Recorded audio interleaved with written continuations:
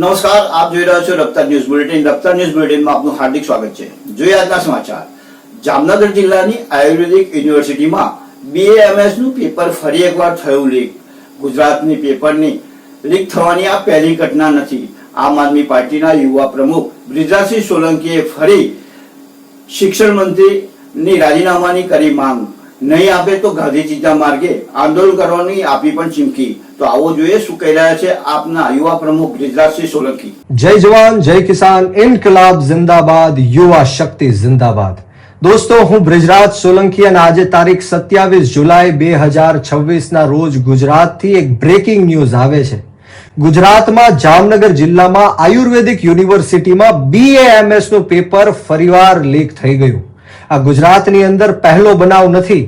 આના પહેલા 34 કરતા પણ વધારે પેપરો લીક અલગ અલગ વિભાગોમાં થયા છે અને એમના કારણે આ ગુજરાતના અનેક નિર્દોષ યુવાનોએ અને વિદ્યાર્થીઓએ આત્મહત્યા કરી છે. પરંતુ આજ દિન સુધી આ ગુજરાતની સરકારે કોઈ પણ આરોપીને, અપરાધીને જેલના સળિયા પાછળ નથી નાખ્યો. ત્યારે તાજેતરમાં આપણે જોયું કે જે રીતના દેશના યુવાનો અને વિદ્યાર્થીઓએ એક થઈને જે નીટનો પેપર લીક થયો અને જંતર મંતર ખાતે આંદોલન કર્યું, ત્યારે સરકારે ઝૂકવું પડ્યું. ધર્મેન્દ્ર પ્રધાન જેઓ કેન્દ્રીય શિક્ષણ મંત્રી છે, એમણે રાજીનામું આપવું પડ્યું. ત્યારે ગુજરાત સરકારમાં શિક્ષણ મંત્રી તરીકે ફરજ અદા કરતા શ્રીમતી રીવાબા જાડેજાને હું વિનંતી કરું છું, રિક્વેસ્ટ કરું છું કે આપ શ્રીમતીએ પણ ગુજરાતની સારી શિક્ષણ વ્યવસ્થાને સુધારવા માટે આપ શ્રીમતીએ પણ રાજીનામું આપી દેવું જોઈએ.